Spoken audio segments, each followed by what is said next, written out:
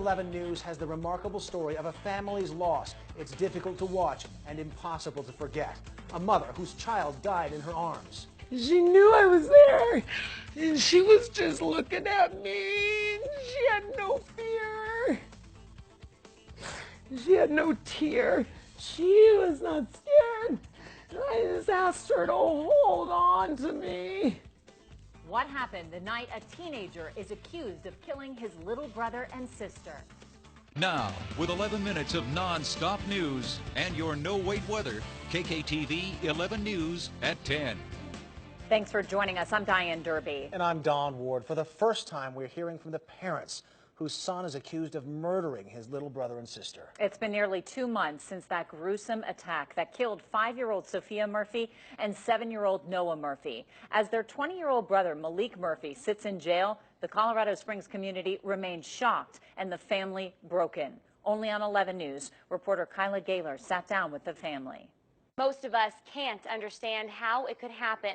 You'll see in this emotional interview, they can't understand it either.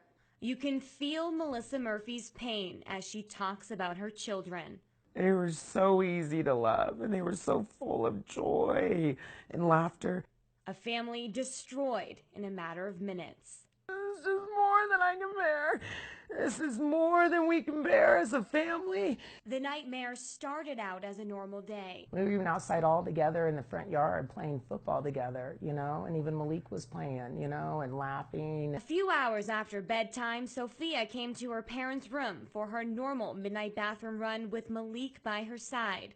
Also pretty typical. But Melissa says something was off. I remember feeling that irritability from him. You know, when you look back and you think and you replay, and because that's all we do, you know, I remember him being real annoyed, just feeling that off of him. Minutes later, Melissa was tucking Sophia back in. And so I say the same things that I always say. Be a good girl and go back night-night. Mommy loves you.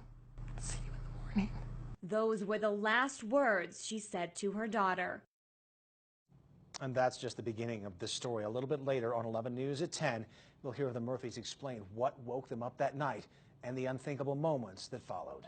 Welcome back. We want to get back now to our emotional interview with the parents who say their own son killed 2 of their other children. It happened in Colorado Springs back in October. Melissa and Vinnie Murphy told 11 News reporter Kyla Galer they had put their kids to bed when the unthinkable happened. I hear this awful, awful sound. It just sounds like men fight. I mean, it's just this horrible screaming from grown men's voices. Malik met me at the top of the stairs as I was going to turn the corner to go down the stairs. I was face to face with him for a split second. Then I see the knife raise and come down into my neck. At this point, no one knew that Malik had already attacked his little brother and sister. Melissa woke up to find her husband and son fighting in the garage. With a knife sticking out of his neck, Vinnie was punching Malik and holding him down. There was such confusion. It's 1 a.m. And Vinnie's still yelling, he stabbed me, and Vinnie is reaching around me, and he is still punching Malik. It's a full house, 5 kids, 2 parents, and grandma. One of their other sons, 14-year-old Elijah, called 911. I have one juvenile in the kitchen, and I'm in the basement. In such state of shock, Sophia's grandma didn't even realize at first what happened to the kids. And then it became all too clear. I heard her yell, Sophia's been stabbed. So I run. And I don't know Sophia's upstairs. I don't know she's up there. So I go running downstairs to their room. And I find my Noah. And he's at the bottom. He's out of bed. He was on the floor. Like he was almost to the stairs. And there was so much blood. I knew he was gone. So I left him. No, I left him. I hated leaving him, but I had to find Sophia. And so I ran up the stairs. It's like I found her outside my door.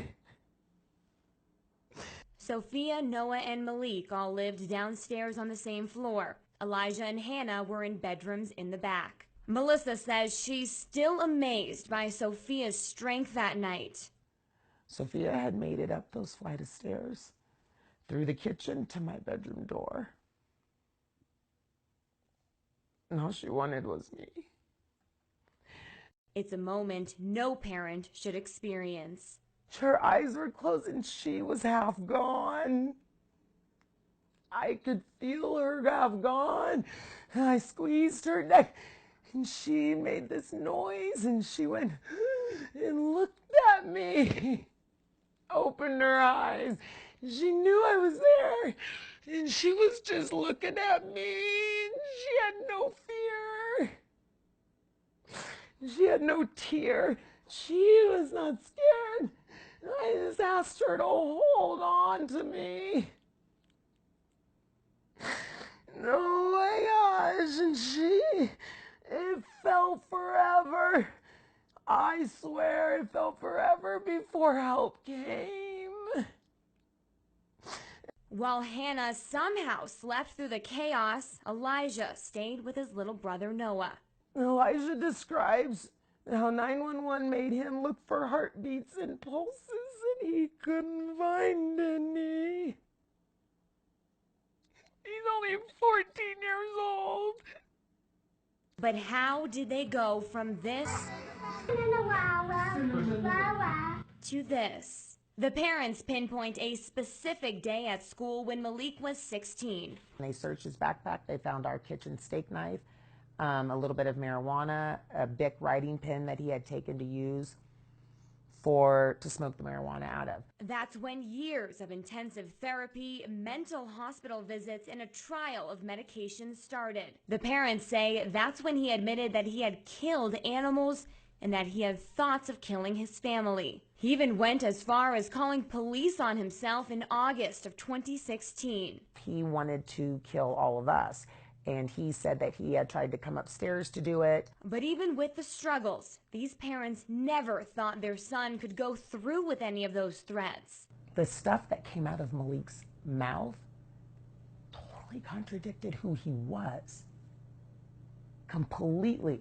Today, they're still grasping for answers. I asked if they could ever forgive their son. Right now, that's a very hard thing to see. I got so much anger and hate for my own son that I loved with every fiber of my being. So I don't know. I don't care. They say they are taking it one day at a time with the help of their faith, and most importantly, keeping Sophia and Noah alive in their prayers. It is quiet here. It's so quiet. A quiet pain when a mother talks about her children. Melissa tells me she buried 3 children that day. They haven't talked to Malik since, but they might try to see him next week in jail. She tells me once she gains more strength, she wants to use this tragic experience to fight for better mental health counseling. Back to you. Was Kyla Galer reporting. There is a way to help this family. If you go to kktv.com and click on Find It, there's a link to a GoFundMe page there. So painful to watch, so painful, especially for that family. We'll be thinking about you, Murphy family.